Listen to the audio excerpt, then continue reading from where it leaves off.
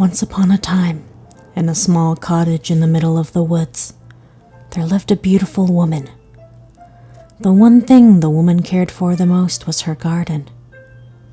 Day in and day out, she would tend her flowers, making her garden bloom in a cascade of colors. One day, when the woman walked out to her garden, she noticed something that's never been there before. A rose, red as blood, stood amongst the other flowers. The woman stepped forward to the rose, which, to her shock, began to speak. "Dear miss, may I ask for some water, as I'm awfully thirsty?" It was the most beautiful voice she had ever heard, and so she did as the rose asked.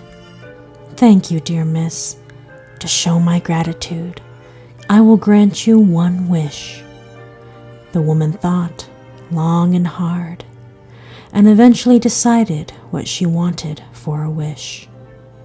"My only wish is for you to speak to me once more."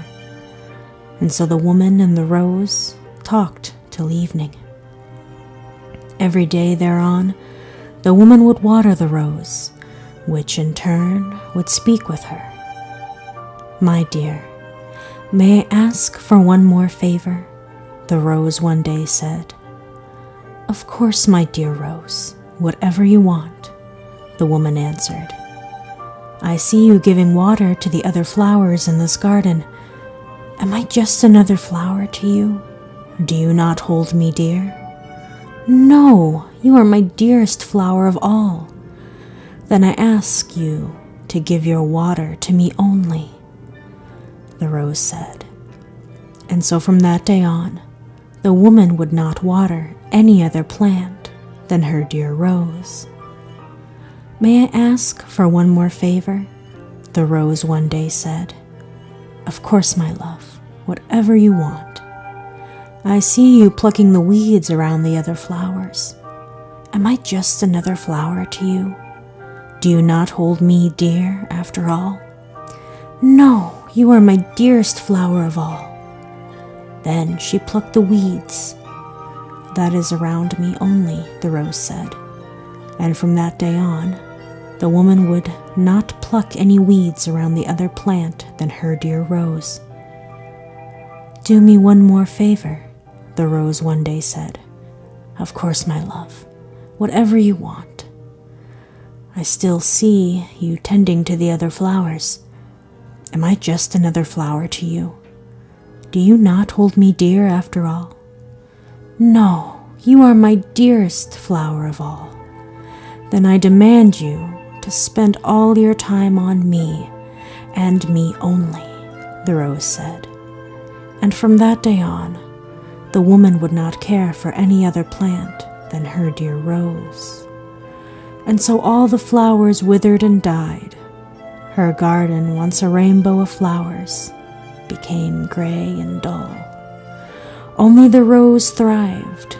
A mighty rose bush had grown and taken over the garden, filling it with its sharp thorns. The woman stood by her dearest rose, intertwined in its veins.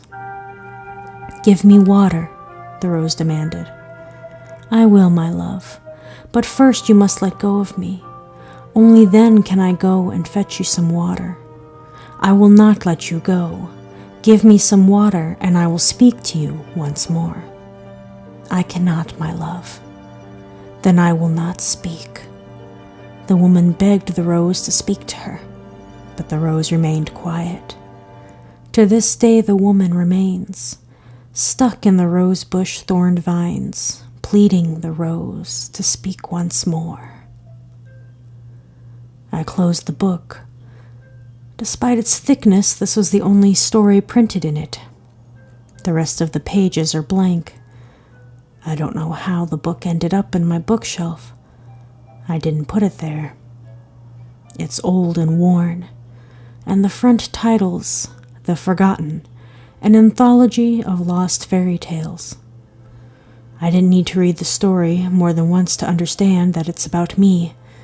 I'm the woman who fell in love with a beautiful rose. And as you probably understand, I broke free from its piercing vines, but I was left with scar-covered arms.